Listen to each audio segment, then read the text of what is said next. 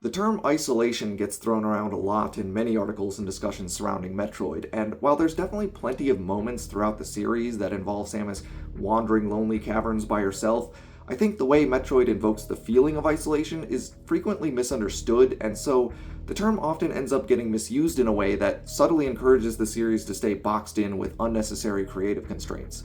Allow me to explain what I mean by that. See, in the early days of video games, it was quite commonplace to just toss the player immediately into the action with no fanfare or narrative to be found at all. Game consoles were largely viewed and marketed as toys for children first and foremost, so things like plot or characters weren't exactly high priorities or major selling points.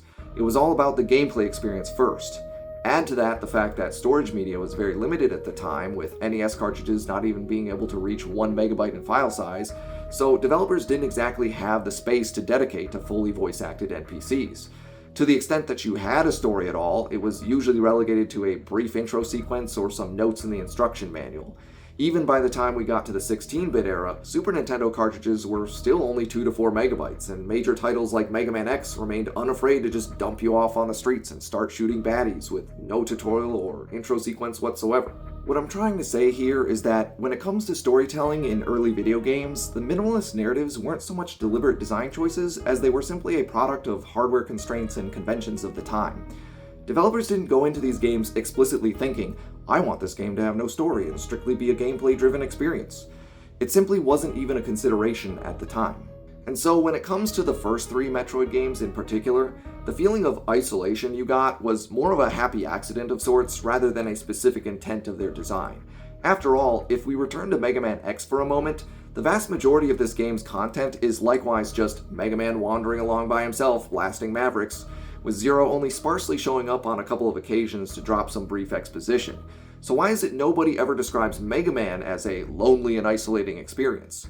Because the truth is, Metroid never got its feeling of isolation from a lack of NPCs or dialogue. You got that feeling from the strong sense of atmosphere and ambience that these games created through their music and art direction.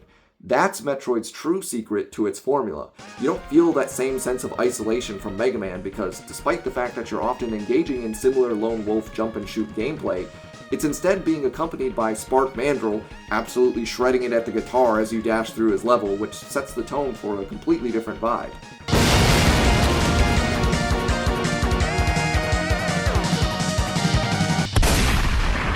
In fact, by the time we arrived at Metroid Fusion on the Game Boy Advance, and gaming as a medium had more thoroughly matured by 2002, we already began to see the series introduce much more narrative-driven elements and extensive character dialogue, while still arguably being more oppressive and isolating than ever.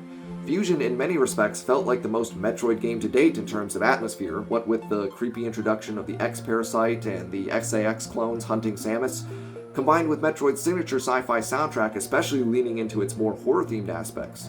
So clearly dialogue and characters have never been the Achilles heel to Metroid's isolating atmosphere. I will go so far as to say that even Metroid Other M, for all its faults, didn't actually suffer that badly from lack of isolation. In between its lengthier cutscenes, the game still managed to be 95% Samus wandering dimly lit hallways by herself, shooting creepy alien space bugs.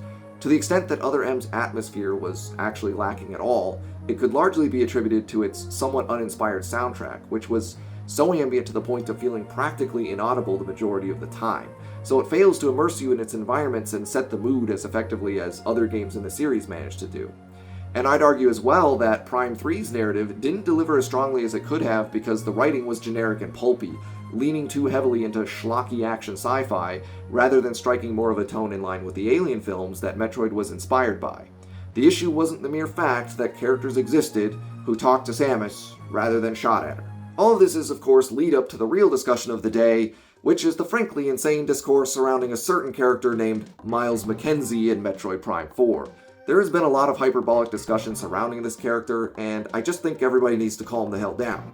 MacKenzie has once again become a catalyst for many of these misguided discussions surrounding Metroid's isolation, with a lot of critics and commenters suggesting that the mere presence of any such NPCs ruins that sense of solitude. But as we've now thoroughly established at this point, Metroid's lonely ambience never hinged on whether or not friendly characters exist in the game. Isolation is ultimately a feeling, and it can be derived from an experience without literally making the player be alone at all times. It's largely in the music, soundscapes, and environmental designs that will determine whether Prime 4's atmosphere delivers. But by continually attacking the entire concept of friendly interactive characters in a Metroid game, we are severely limiting Nintendo and Retro Studios' ability to tell a more compelling story. When I think back to some of my all-time favorite sci-fi experiences in gaming, I think of titles like the Mass Effect trilogy and StarCraft Brood War, with characters like Garrus Vakarian, the vigilante bro who's got your back, or Sarah Kerrigan, the corrupted Queen of Blades who betrayed all her friends to become a villainous menace across the galaxy.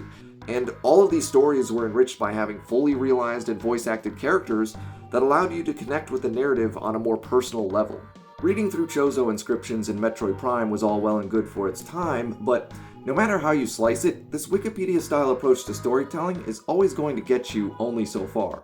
So why saddle Metroid with such strict constraints? Especially when we've already seen from the likes of Fusion that Nintendo is capable of handling it right and adding greater depth to the series in doing so.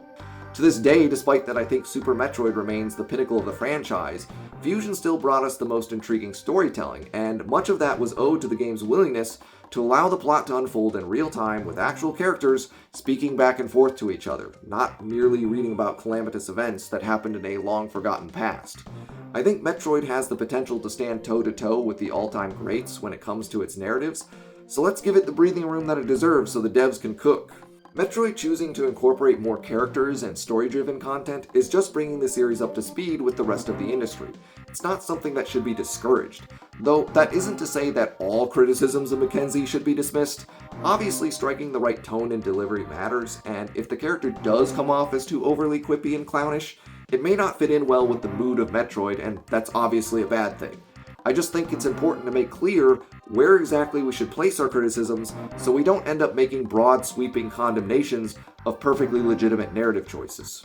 From what I've seen of the game already, I think MacKenzie's characterization does come close to overstepping the line, but not enough to justify all the outrage we've seen around him so far at least. Regardless, I think in the long run if Metroid Prime 4 is going to suffer critically, it's mainly going to be in its gameplay choices, not its narrative ones. Because, I don't know about anyone else, but personally for as long as the wait has been for this game, I do find it a bit disappointing that it really doesn't look or play a whole lot different from Metroid Prime Remastered. It's been over 15 years since the last game came out, and the best they could come up with was psychic powers and motorcycles.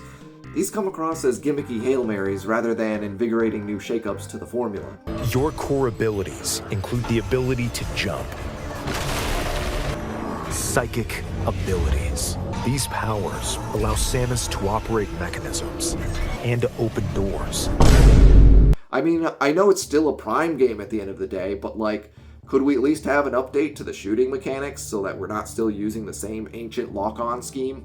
Maybe incorporate more parkour and maneuverability elements in the style of Mirror's Edge, so the series can have more interesting movement mechanics like the 2D games have. This alone could open up so many possibilities for interesting level design and sequence breaks. I'm just saying there's plenty of fresh ideas out there, but for me personally, my anticipation for this game has been kind of lukewarm for an entirely different set of reasons than because of some random Federation engineer you encounter, but that's just me. Now wait until you hear my real hot take and that they should bring back Anthony Higgs because he was based and cool as hell.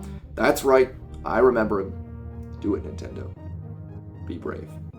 I'm Kutsu Fatmo, thanks for watching. Click the subscribe button if you haven't already. Also check out Terminal Montage as you can see the full animated skit of his that I used in this video through the link in the description below. See ya.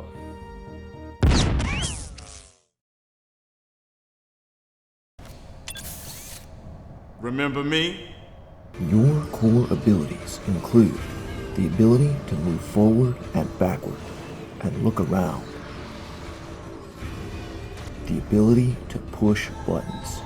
This ability makes stuff happen when you press things. You can also contemplate the nature of existence. Why are we here? What are we even doing right now? And why haven't you liked the video and subscribed to Kutsu Fatmo's channel?